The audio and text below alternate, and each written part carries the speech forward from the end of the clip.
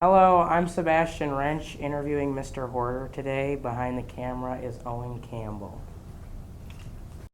In Brookfield, living in Brookfield, did you ever spend time in Milwaukee as a little kid with your family or anything? I did.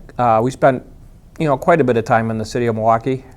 When you were with your friends or anything, did you go to any events or anything when you were a little one in Milwaukee or with your grandparents maybe? Yes. We used to go to the Brewer games at the old county stadium. I've been to Packer games at the old county stadium. Certainly down to Summerfest along the Milwaukee lakefront. I went to high school here at Marquette in the city of Milwaukee. And as a little kid, I remember going to the circus parades that were in downtown Milwaukee every summer. Where were those located? I believe the circus parade ran up Wisconsin Avenue, and it was quite a big event for the city of Milwaukee back in that would have been probably the 1970s. Okay, so when you were a kid living in Brookfield, where did you go to grade school? I went to grade school at St. Joseph's Grade School in Wauwatosa. With that, were you involved as a young kid with your faith life, given that was a Catholic parish? Yes, certainly attended grade school at St. Joe's, was involved in parish activities. We had youth sporting events similar to what they have now. We called it CYO. I believe it's called CYM now, but also participated in the Boy Scouts and Cub Scouts while I was at St. Joseph Grade School. So with that, did you have any siblings that went to school with you, or just in general? I have three sisters, two older sisters and a younger sister that they all went to St. Joe's also. And then my sisters all went to Divine Savior Holy Angels High School in Milwaukee. I see. So when you were a kid, having three sisters, was that hard not to have a brother? And did you spend a lot of time with them too? We spent quite a bit of time together as a family. I guess being the only boy was okay, because I was always the fastest and the strongest. And my father certainly believed in the boy or the boys, if we had boys, but the boys taking care of like the outside work, the grass cutting and the shoveling and things like that, and my sisters would take care of the inside work. So I never got too proficient at laundry or dishes or vacuuming, but I certainly took care of the outside jobs.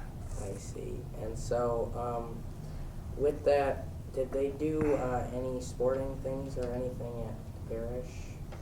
Or were they involved in any clubs? My sisters all played sports, I want to say, in grade school.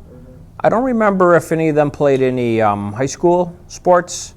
I played grade school sports. We had softball, football, basketball, and then I played football here at Marquette High.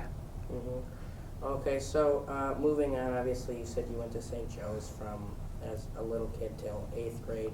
So you were accepted into Marquette High. How did you feel about coming here with the neighborhood and everything? I was pretty excited to get my acceptance letter to come to high school here. My father had gone to high school here. His father had gone to high school here. So it was certainly a tradition in our family to attend Marquette High. So, as an 8th grader going to school in Wauwatosa, I'm not sure you really think much or know much about the neighborhood. I just knew I was going to go to Marquette High. I'd been down here for some sporting events and probably for an open house, back in 8th grade or whatever. But other than that, I wasn't overly familiar with the area or the neighborhood. So as high school progressed, did you become more familiar with the neighborhood and how everything worked around here in terms of being in Milwaukee versus Brookfield? Sure. Right away coming in freshman year, we had to, for football, we had to report, a number of weeks early. I can't remember exactly how many weeks early. I want to say about a whole month. And we practiced over at Merrill Park. So we would get dropped off here at the high school, and then we would change, and we'd walk over to Merrill Park. So you start to get to know the neighborhood from walking, back and forth from practice. We would have 2-a-day practices in the summertime. So twice a day we'd walk to the park and we'd walk back. So you got to know a little bit about the neighborhood. And then by the time you're coming to school, your carpool's dropping you off. And then a lot of kids by sophomore year, they start driving. And so then you certainly learn more about the neighborhood and the area when you're coming and going. And then you have friends that are living all over the greater metro area. So you start to learn, more about, Milwaukee County, Waukesha County, and all of the different suburbs that the kids come from. So while you were here and you were going through the neighborhood and everything, did you ever have any problems, or was it all okay? Like with anything in the neighborhood in terms of like crime or anything like that? I don't remember any significant incidents. Nothing that I have to imagine. Somebody might have had something taken out of their car or something along those lines, but I don't remember any other issues. Mm-hmm. And so, what were your parents doing when you were in high school? What were their occupations? My mother was mostly a stay-at-home mom. I did have a younger sister. My mom did substitute, though. She was a substitute teacher for the Catholic grade schools. I actually had her as a substitute a few times at St. Joe's. And most of the time I was at Marquette High, my father worked for the Graf soda water company that was over on, I believe it was 41st or 43rd and Greenfield Avenue, so not too far from the high school. And I'll revert to that back later, but I'm just going to go back to grade school for a little while because you mentioned that your mother was your sub. Okay. How was that? That's pretty different. Most people don't get to experience that. I would have my mom, for a class here and there, but then one semester I had her for a month or two because our teacher had a baby and was off on, it wasn't family leave at the time, but was on paternity leave. And so I had my mom for a month or two, which was kind of interesting because I think day one or day two I tried to see what kind of boundaries or what limits I could push with my mother. And she quickly reminded me that she was my mother and she wasn't going to tolerate any of my foolishness. Mm-hmm. So with your sporadic classes that she taught, did your friends or your peers know that she was your mom? Oh, sure. Everyone knew that, she was my mom. And when she was there for a day or two, it really wasn't a big deal. And I don't think it was a big deal either when we had her for a month or two. It just probably seemed to be a bigger deal to me than to everybody else because she was my mom. So nobody said anything to you about that or anything? No, it was all good. That's good. So where did you live when you were in high school? I grew up in the city of Brookfield. So going back to high school now, where did you work exactly? You had mentioned the Graf Soda Corporation with your father. Yeah, so my father worked for Graf Soda Water Company, and while I was in high school, I worked for them part-time, mostly during the summer, during our summer vacations. But I would, some days after school, I would take the bus across the 35th Street Viaduct, and then I would walk down to the plant. It was only half a mile or so, and I would wash trucks when they would come back into the plant after doing their deliveries for the day. And so I would wash trucks for a couple of hours waiting for my father to get off of work. And I'm not even sure I was paid for washing trucks. I was paid for my summer jobs, but it was just something to keep me busy and keep me occupied until my dad got off of work. So what did they have you doing there when you were working in the summer? Well, during the summer, then I delivered soda. So I would go along with the driver, and I would just be a helper. So we would go to the taverns, the restaurants, the grocery stores, and we would deliver soda. And I would work special events at the State Fair Park. I would work State Fair during the 2 weeks of the fair, keeping all the vending machines.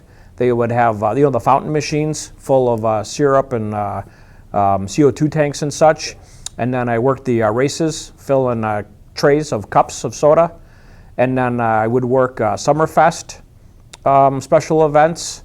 I don't think I ever worked any events at County Stadium, but just delivering soda or just checking to make sure products were all working properly. As a kid, did you like working there? Yeah, it was a good job. I can't remember what we were getting paid in the that would have been the late 70s, early 80s, but it was certainly a job, and it certainly paid, and it was fine. In the pre-interview, you had mentioned how the Graf Soda Company was affiliated with your family. Could you talk a little bit about that?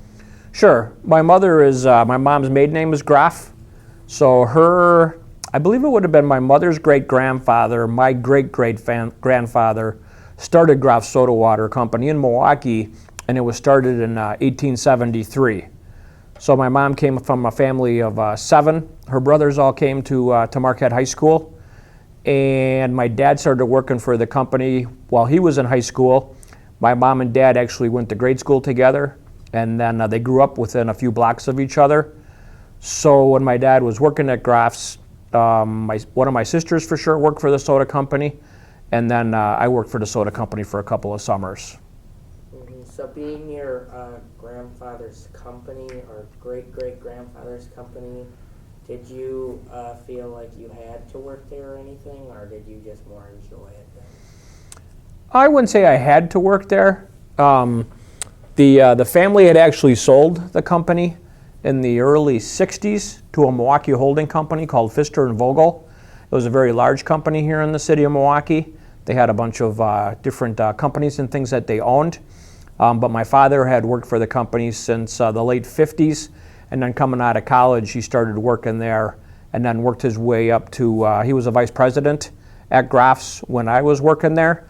So it was just a place where I could get a job, and like I said, it was a pretty decent job. I mean, it was there were days where it was hot and you were delivering, stacks of soda down into basements of old restaurants or liquor stores and such, and you would work pretty good, but it paid. So, as you said, it paid. What did you spend your money on when you were a kid? Were you into any particular hobbies or anything? I think mostly I was saving money for college. I certainly, needed money maybe to go to Summerfest and things like that. But for the most part, it was money to be saved to help pay for college. When you were working at all those events, did you ever have any of your friends come visit you while you were distributing soda or working the booths at State Fair or whatever? I would run into some, friends. I can't say they necessarily stopped by because like at State Fair or Summerfest, we were constantly moving to go to different locations to check to make sure that everything was working properly. But going from point A to point B, I would certainly run into to friends. Mm-hmm. So you said that one of your sisters worked with you as well? For sure, one of my older sisters worked at Graf's. She didn't deliver soda, she worked in the office, and I think she took care of billing or setting up deliveries. Mm-hmm. So obviously Graf is not a name that we know today. What happened to that company? So like I said, in the early 60s, after my grandfather, John Graf III, passed away, there were 2 brothers that were running the company. There was Jack Graf, who was my grandfather, and then Laurie Graf, who was his brother. After my grandfather passed away, about a year or so after that, they decided to sell the company. They sold it to that Pfister and Vogel company, and Pfister and Vogel owned it to the early 80s, at which time they sold it to a gentleman who owned a Canada Dry distributorship in Germantown. And then for a few years it was run as Canada Dry Graf's, but it probably the mid-80s it went out of business, and a company out of Chicago called Canfields bought the Graf name. And I think you can still find Graf soda water in certain stores. One of the famous or well-known products was Grandpa Graf's root beer, but then Graf's also made a lot of mixed drink sodas, like a 50-50 It's kind of like a 7-Up or a Fresca. They distributed RC or Royal Crown. They distributed Schweppes tonic water and Schweppes club soda and such. But it went out of business in the mid-'80s. And would you say that could also have happened because the bigger soda companies like Coca-Cola and Pepsi came in? Yes. So when Graf's was in its heyday, probably in the 60s, the 70s, they distributed soda in 5 or 6 states here in the Midwest. So they had different delivery drivers. Some delivery drivers stayed local, but then they had delivery drivers that would take semis and go on the road for a day or two and make deliveries, like I said, in 5 or 6 states. And that was before the Pepsis and the Coca-Colas got really big. But as those companies got bigger and bigger, they could produce soda for a cheaper cost, and then they just outmarketed the small other soda companies. I see. So you worked there during your high school years, basically.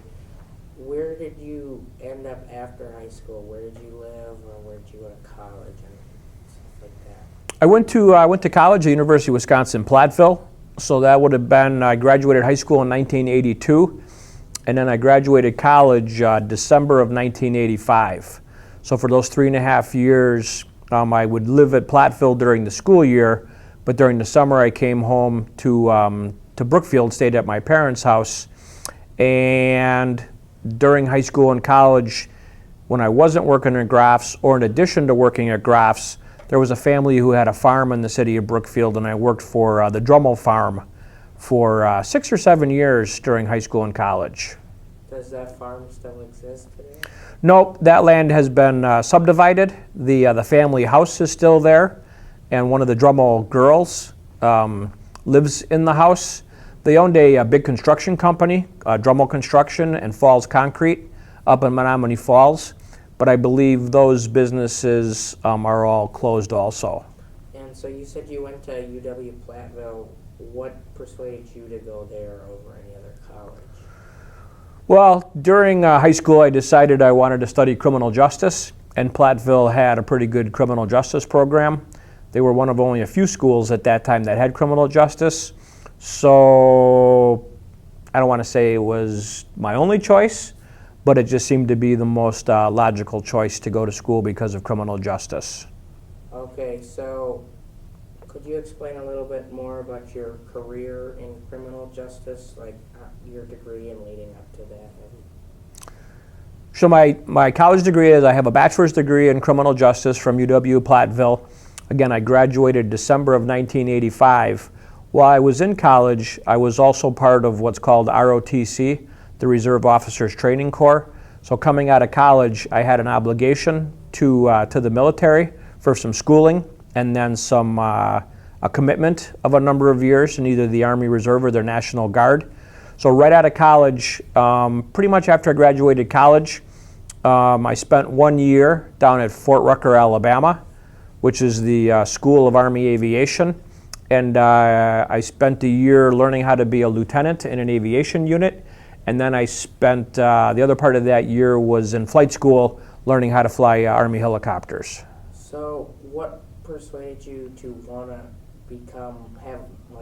be in the field of criminal justice to begin with? Like, why did you want to do that exactly? It's a good question. It's a question that's often asked. I teach in the criminal justice field part-time. So a lot of students will say, hey, why did you want to be a police officer? And my honest answer is, I was one of those little kids that never grew up. You know, I always wanted to be a cop as a little kid, and it just kind of stuck with me. I thought it would be an interesting job. Now, part of it is you get to drive cars, and get to drive cars kind of fast. You get to go shoot guns. So that's kind of interesting to a lot of young men and women. But I was that young kid that really never grew up, wanted to be a cop, and so studied criminal justice and got into law enforcement after I spent that 1 year on active duty in the Army. Where did you become a police officer? So in October, or it would have been the late summer, early fall of 1987, I attended the Waukesha County Technical College Police Recruit Academy. It was a 10-week academy for new police officers. And while I was in the academy, I got hired by the city of Brookfield. How long did you work for the city of Brookfield as a police officer? I worked for the city for approximately 31 years, and then I retired in June of 2018. How come, so you just chose that department because they hired you? Is that it? Or did you have any say in the matter? I had applied at a few departments. I actually internshiped with Brookfield PD during the summer between my junior and senior year of college.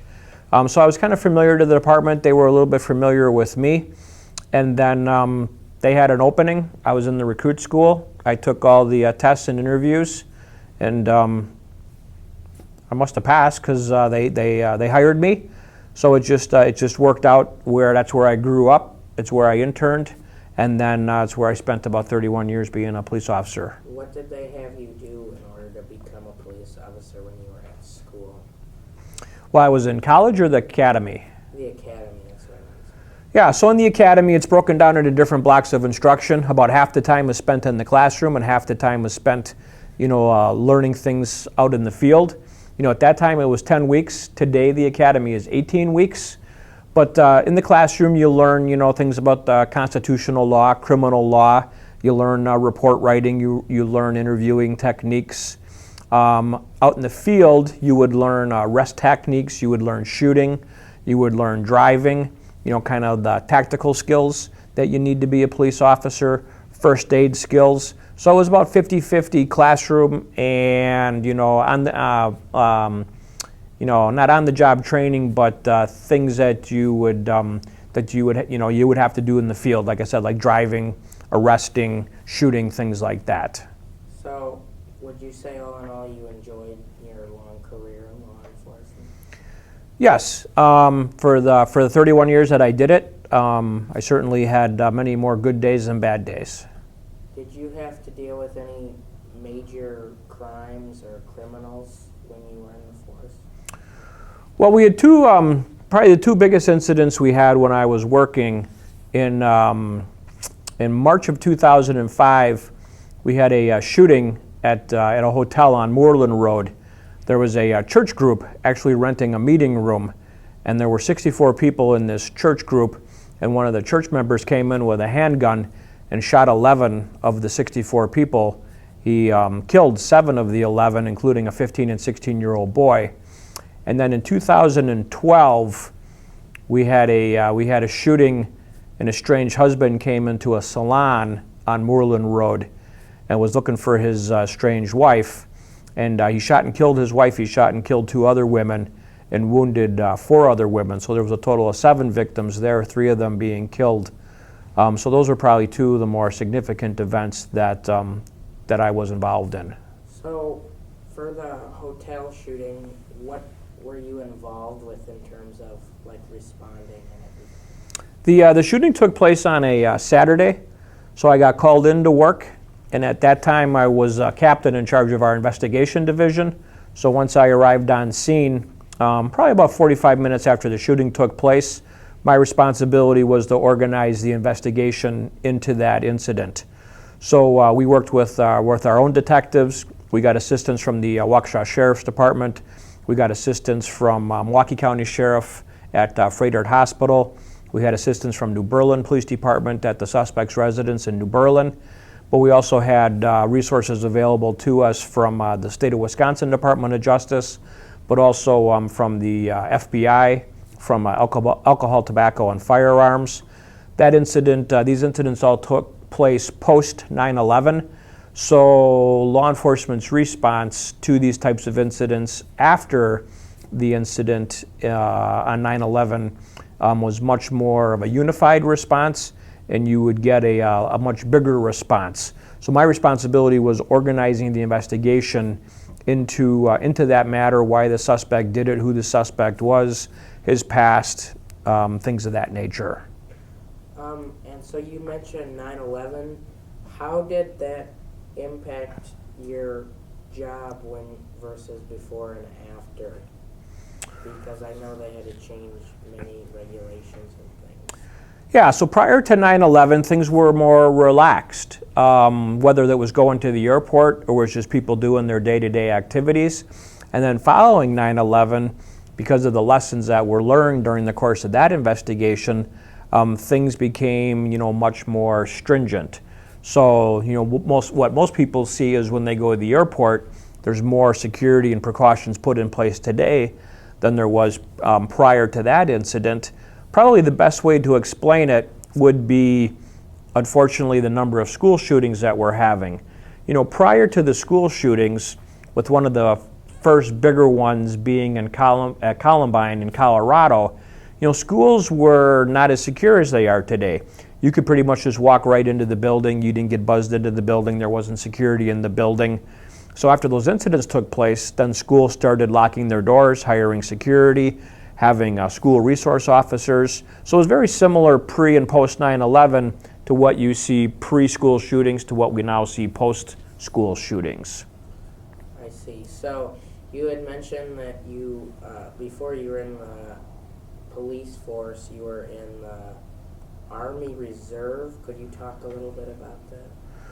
The 2 of my 4 years in college, while I was in ROTC, I was also in an Army Reserve unit. So I was in a reserve unit at the Waukesha Airport. There was an aviation section there for the 84th Division, which is headquartered on Silver Spring in the city of Milwaukee.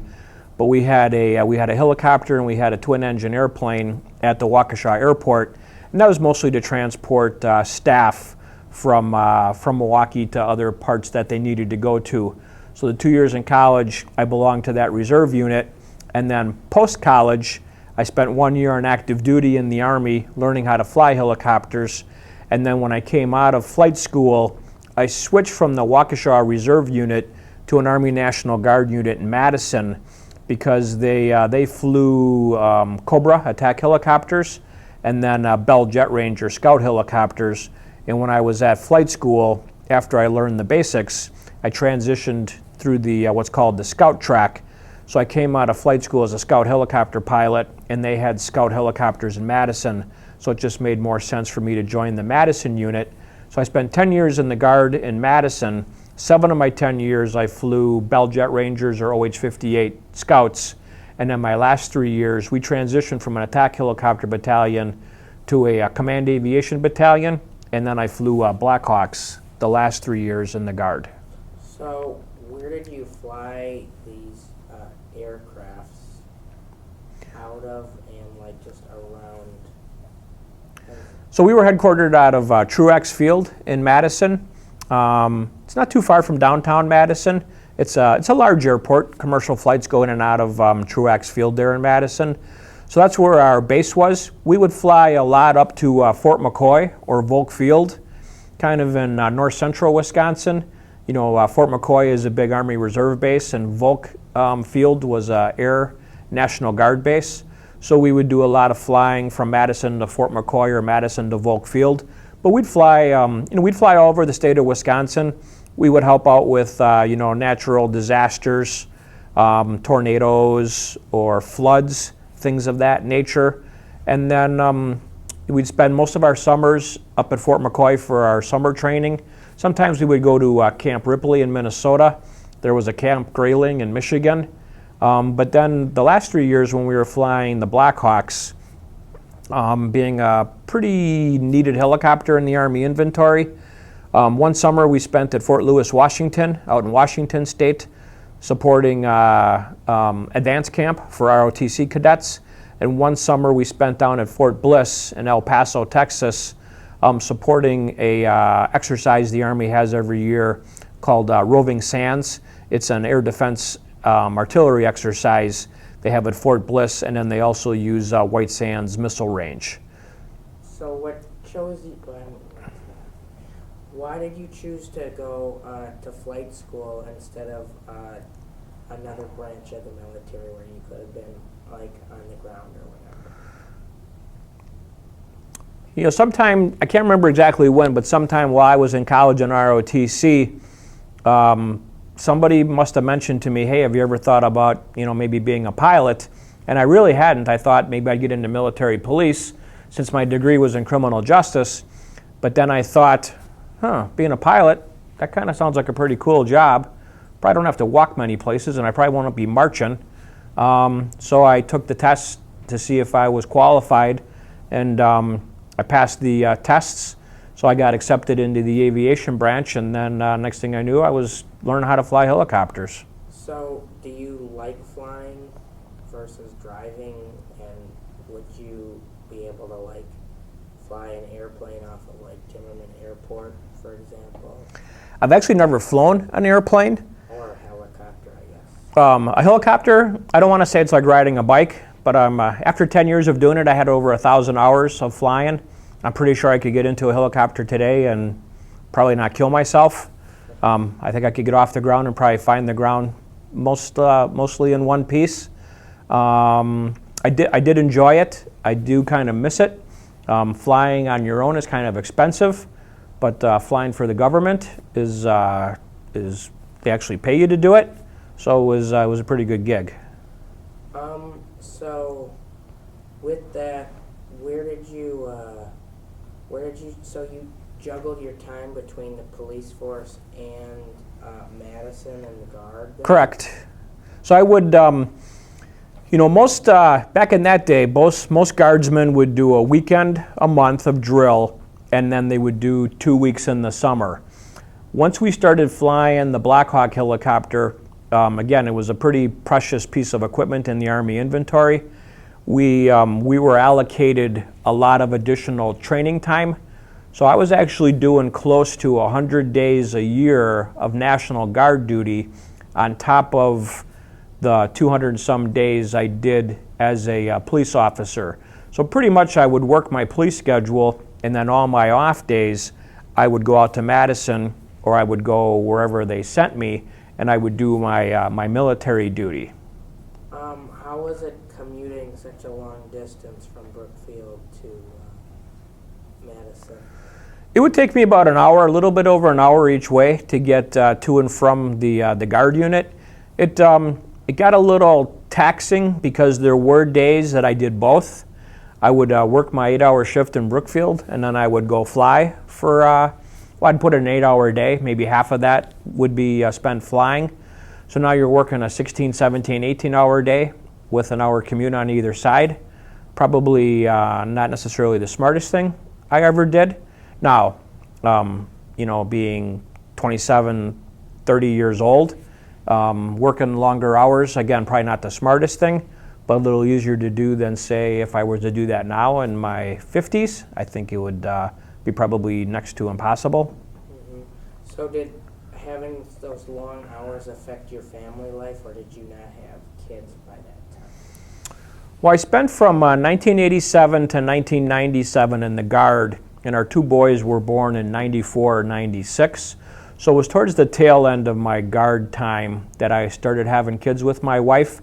So there were about 3 years where we either had one son or two sons. So that got a little taxing between working a full-time job, being in the Guard, trying to help with the kids. And then about the same time, I thought it'd be a smart idea, which probably wasn't so smart at the time, but I went back to graduate school to get my master's degree. So then I was really starting to kind of burn the candle at both ends, as they say. So where did you meet your wife, and what is her name? I met my wife at a wedding at it was Aliotto's restaurant in Wauwatosa. Her cousin's cousin married one of my roommates from flight school. So we met at that wedding. It was August of 1987, and then we got married in 1991, and her name is Susie. Okay, and so you said you had kids in the late 90s. What are their names? Our first son is John. He was born in 94, and then we have a son, Jack, who was born in 96. And so where did they both go to grade school?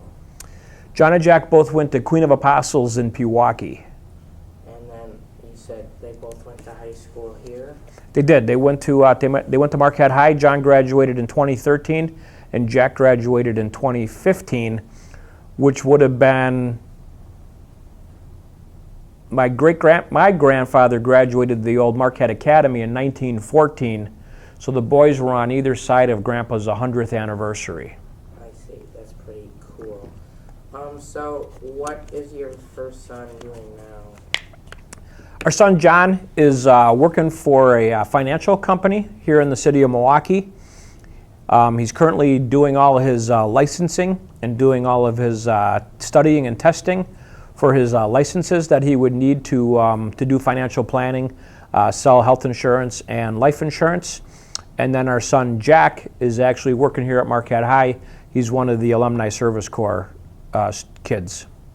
I see. So when you had your big career in law enforcement and in the Army, did you ever make time to come to the city at all, or not really? No, same thing. We would come down for Brewer games. We would come down to Summerfest. I believe even in the late '90s, early 2000s, I want to say the circus parade was still going on. It was kind of hit and miss. I don't know if it ran every year or was every few years, but I actually lived in the city of Milwaukee for the first through 3 or 4 years. When I got hired in Brookfield in 1987, I bought a duplex in Milwaukee in 1988, and my wife and I lived in that. I lived in it, and then we lived in it together.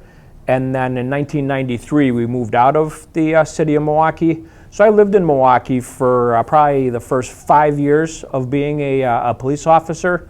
So living in Milwaukee, we certainly were much more likely to come out socially, to come downtown for dinner or come downtown to meet friends. We always enjoyed the Riverwalk area in downtown Milwaukee.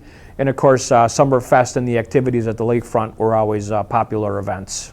So you said you went to the Brewers games at both, obviously, County Stadium and Miller Park. How did you enjoy the transition between the two stadiums? I remember that transition. I thought County Stadium was a decent place to watch baseball. Miller Park was certainly nicer. I mean, it's kind of I remember when the Bradley Center was built for Marquette basketball and Milwaukee Bucks, and I remember going to games at the old arena. The arena was getting a little bit older, but then when the Bradley Center was built, everybody thought, "Oh my gosh, this is really nice." Well, now I've been to the Fiserv for the last couple of years, and compared to the Bradley Center, the Fiserv is really nice. But I remember the transition between the old arena, the Bradley Center, and the Fiserv, and certainly between County Stadium and Miller Park. Miller Park is I still think it's a nice stadium. It's still relatively young, and I actually attended an all-star game at both Miller Park and County Stadium.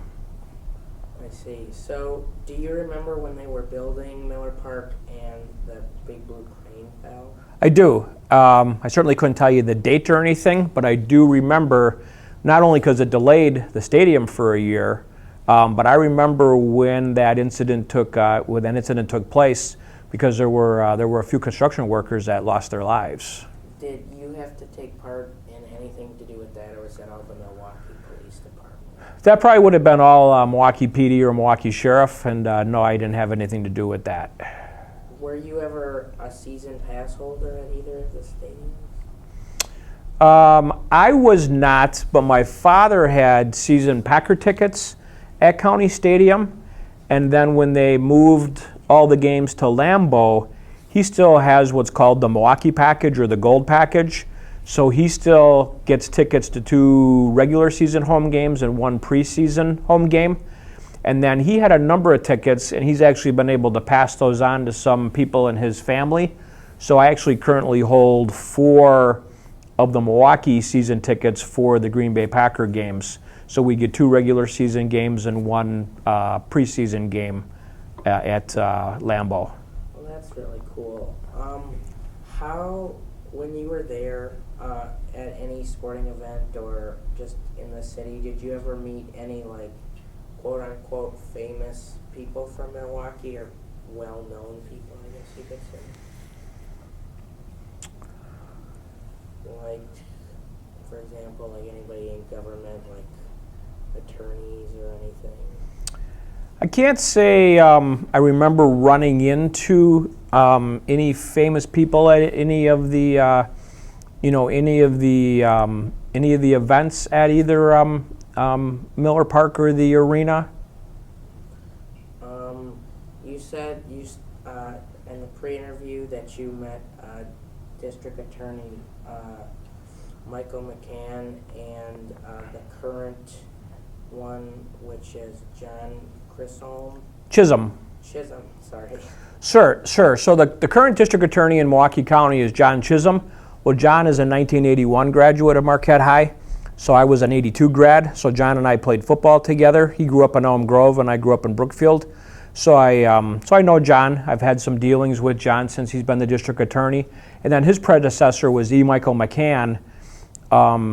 He was a member of St. Jude's Parish in Wauwatosa, where both of my parents attended. And actually, Michael McCann would babysit for my dad and his brother when they were little. And I've had dealings with Mr.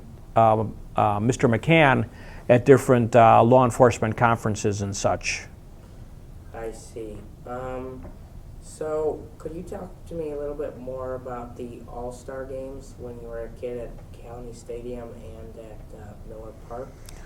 Well, I remember the one at County Stadium a little bit more, believe it or not, even though it was longer ago. It happened to fall on my birthday. So it was my 11th birthday, July 15th of 1975. The Brewers hosted the All-Star game that year, and that would have been at the County Stadium. So I remember going to that game with my mom and my dad, and then my grandma Horter. The four of us went to that All-Star game. And then I think it was the first year, maybe the second year after Miller Park was opened, they got the All-Star game. And my father was a season ticket holder.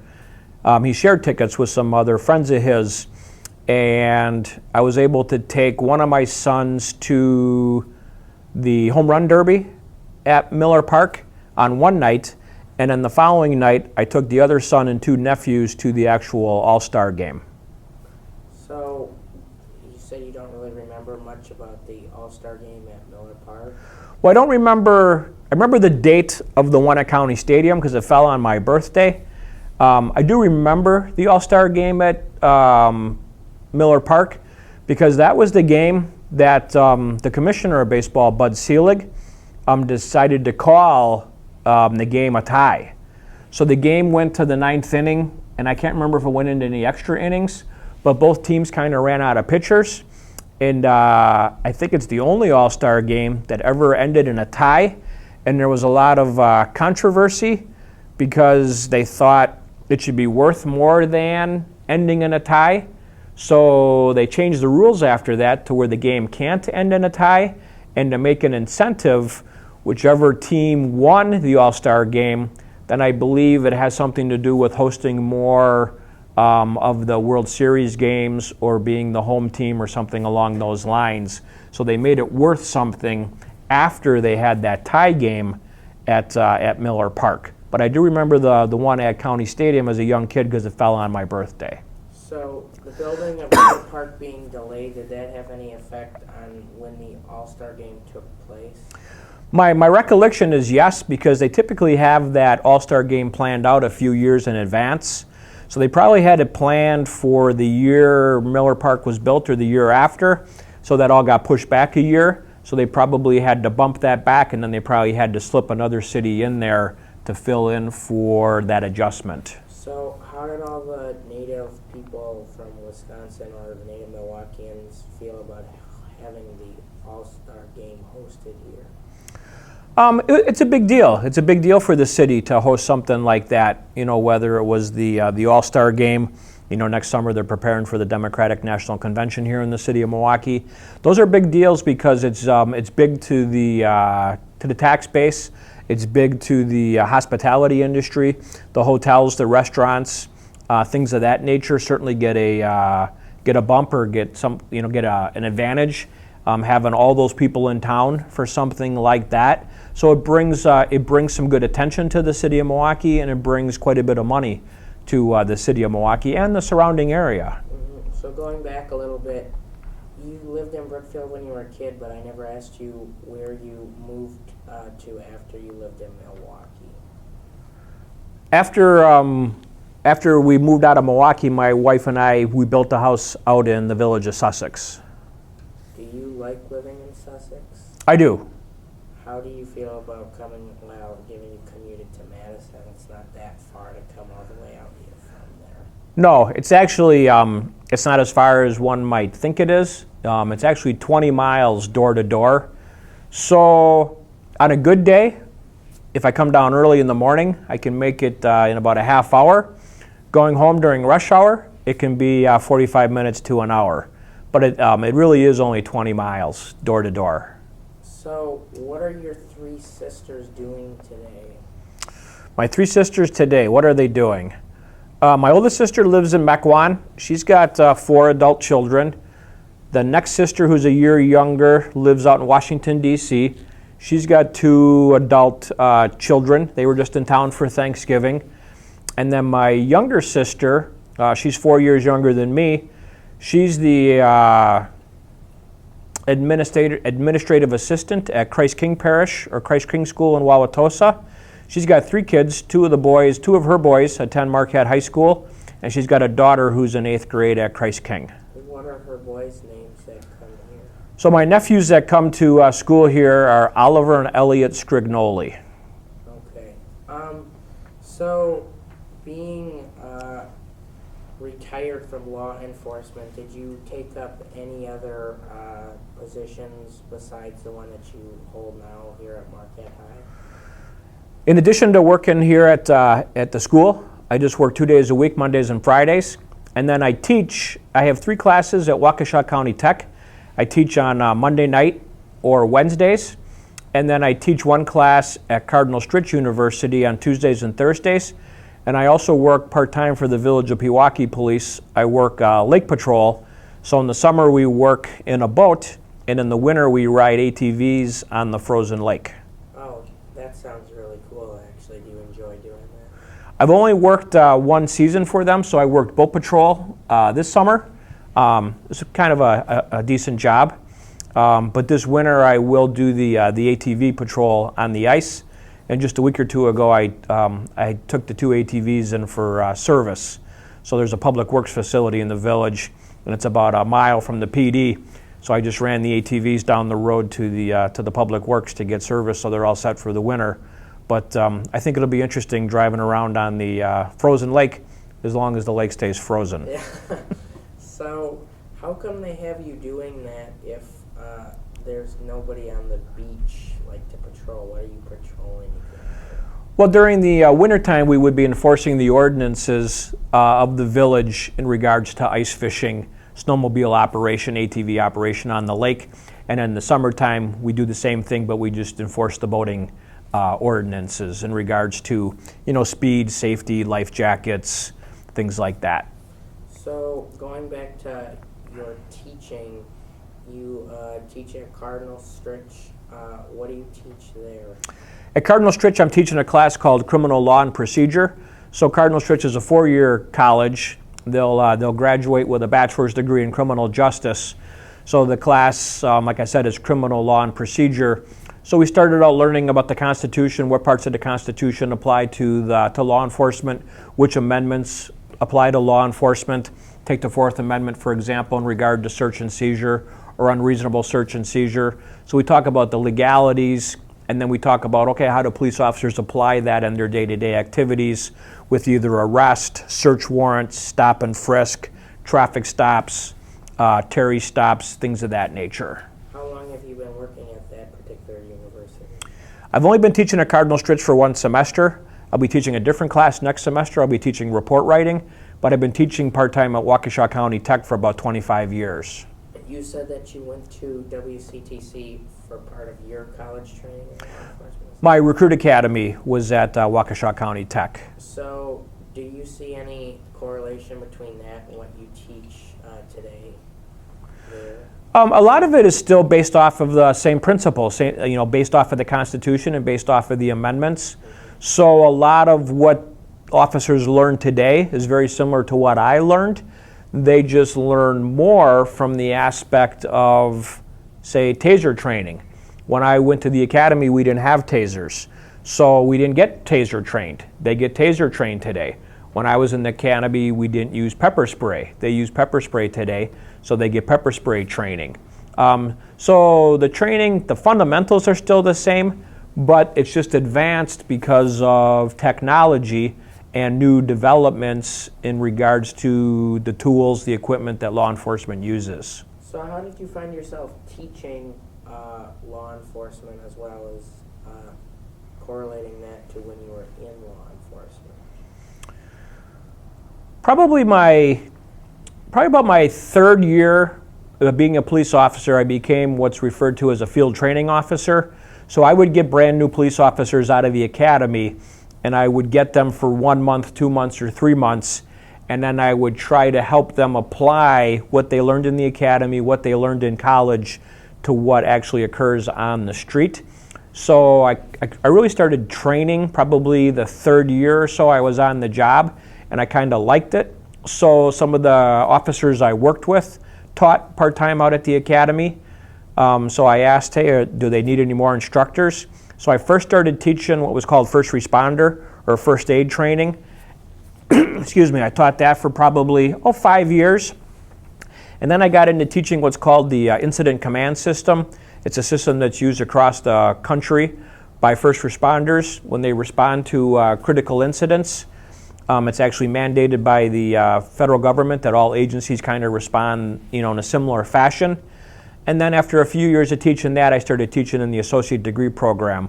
So I currently teach 3 classes in their associate degree program. I teach a few blocks of instruction in the recruit academy. I do teach some police in service. But I just, I kind of liked, as I started training new officers, I liked that aspect.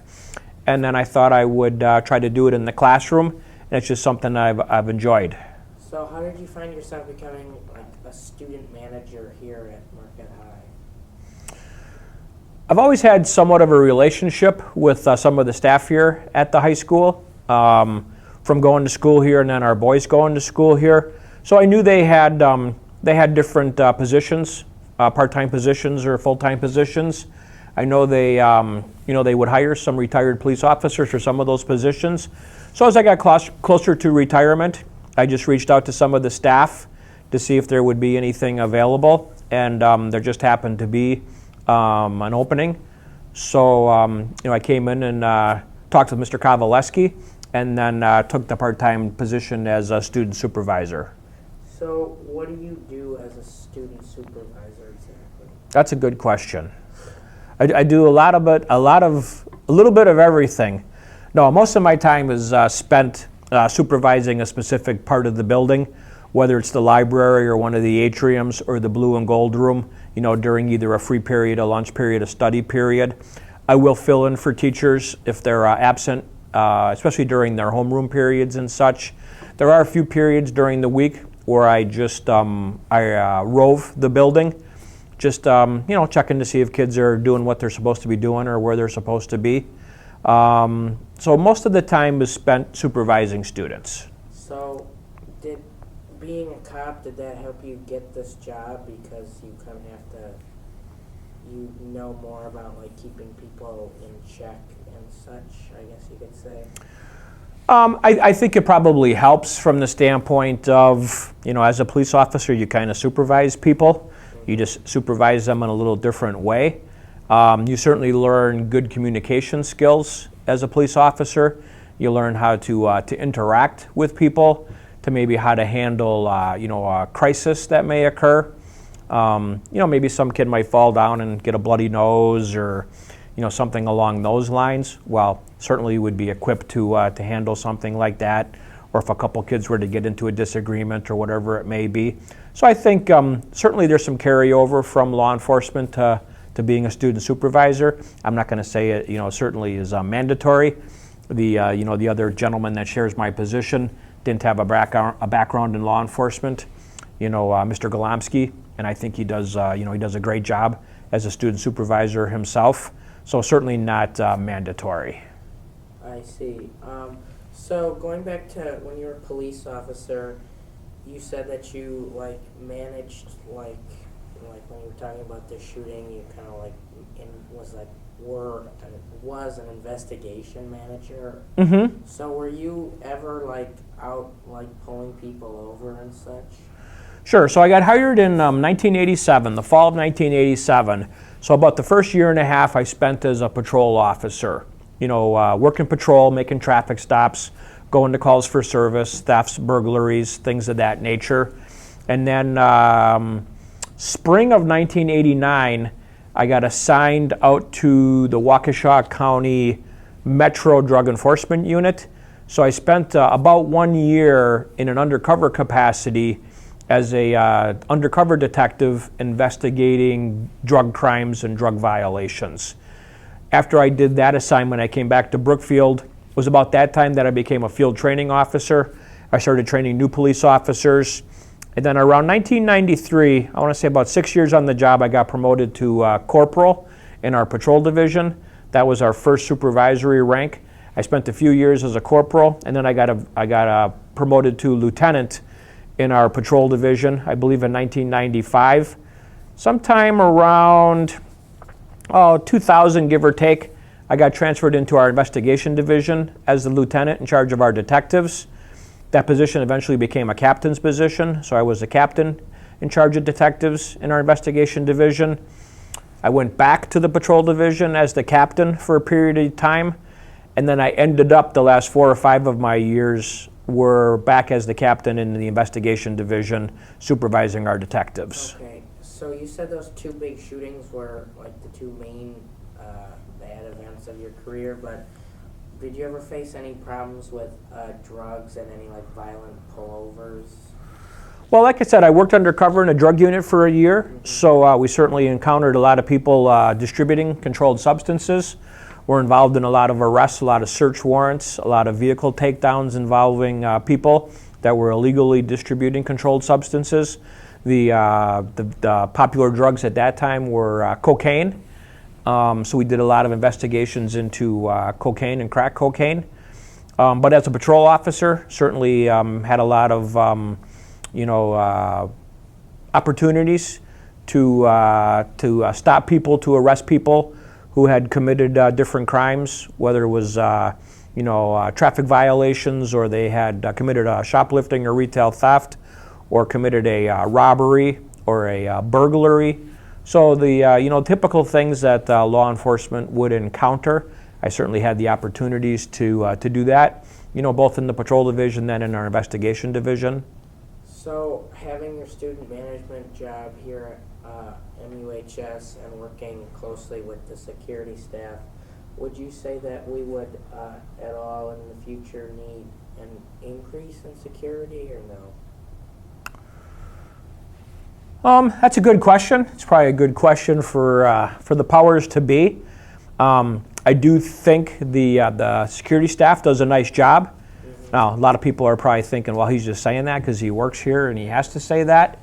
But even before I started working here and the security department, got to, developed itself into what it is today, I do think they do a nice job. And I'll give you a perfect example. Last Wednesday evening, school would have been closed because of the Thanksgiving break. Well, as I said, one of our sons is an alumni service corps faculty member, so he's living in the house across the street. I came down here after hours with my other son and my brother-in-law and my nephew to meet our son who's living in the house across the street. And we weren't in the parking lot a minute, and security pulled up and asked us what we were doing because they didn't recognize, who we were. Once they saw who we were, they knew that, I work here. Both of my sons coach football here, so it was okay. But until they figured out, hey, are these people supposed to be here?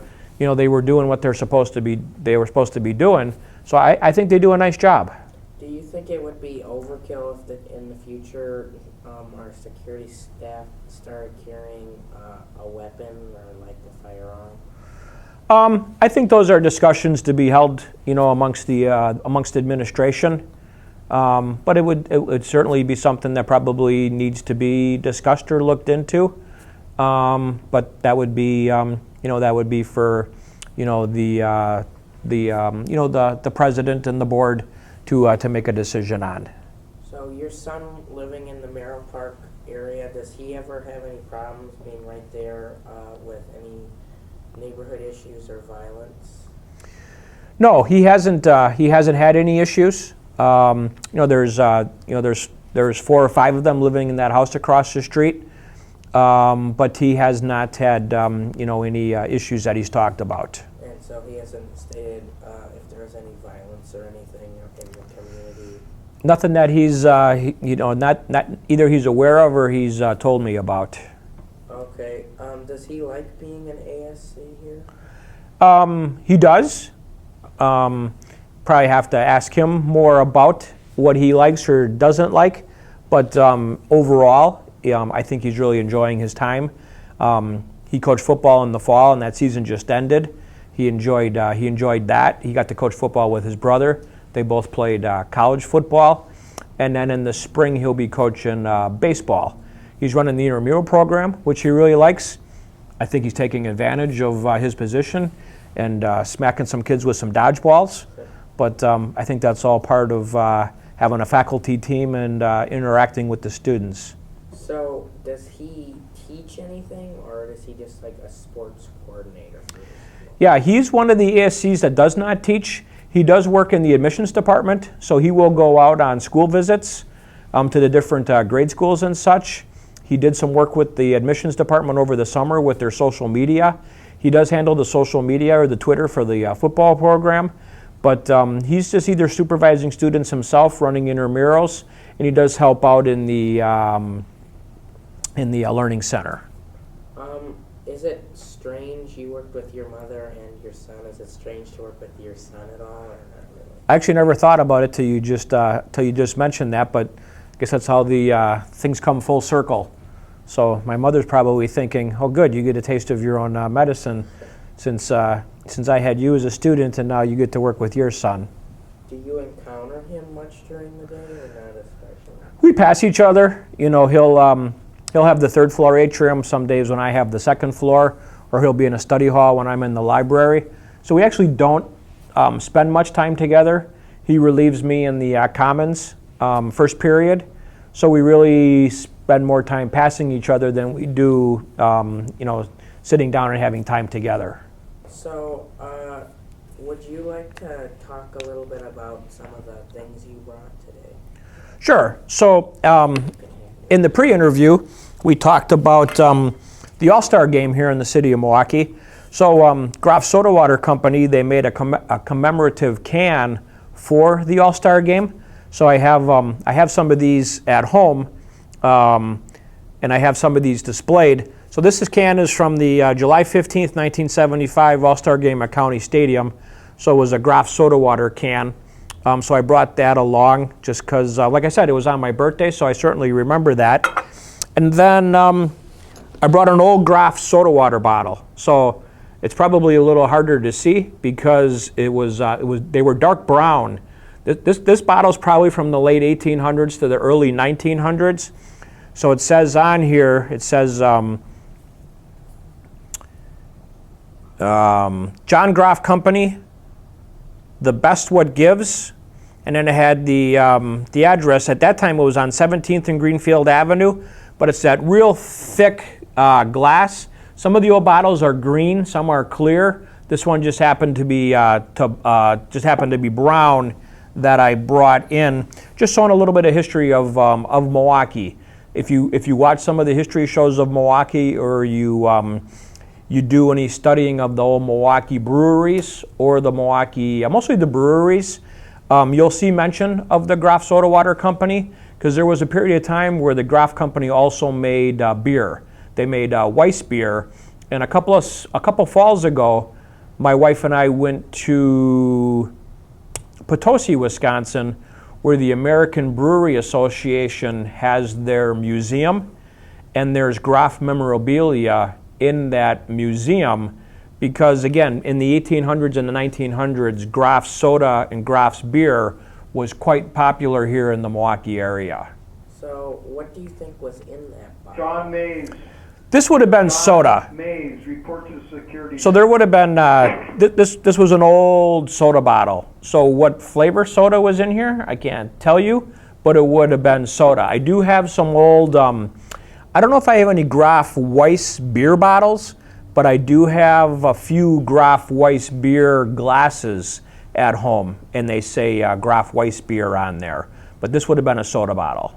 So was it cool seeing kind of all that memorabilia from the company that was once in your family?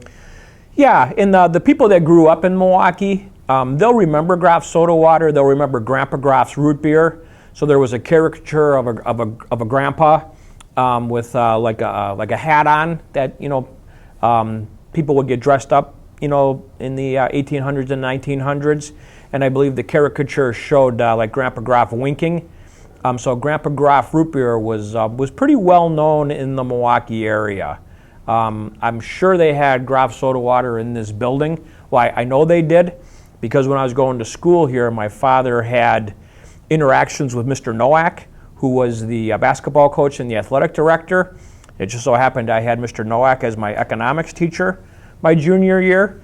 So there might have been a day or two where maybe I was misbehaving in class, and Mr. Nowak, having a professional relationship with my father from the soda company, may have given my father a phone call and said, hey, you may want to have a chat with your son.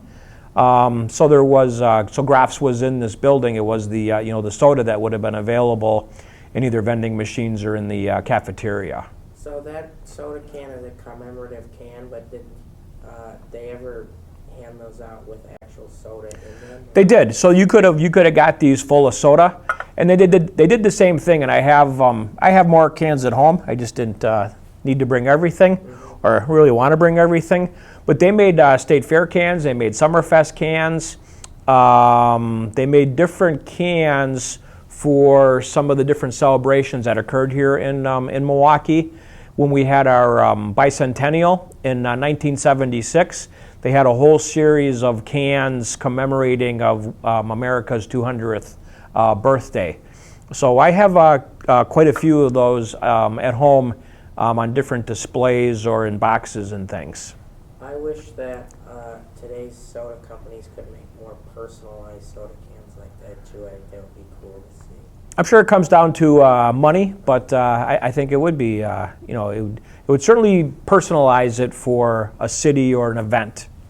If Graf's was still in your family and still around today, what do you think your involvement with that company would be? That's a good question. It would have been interesting to see if I would have gotten into the soda business coming out of college, like my father did.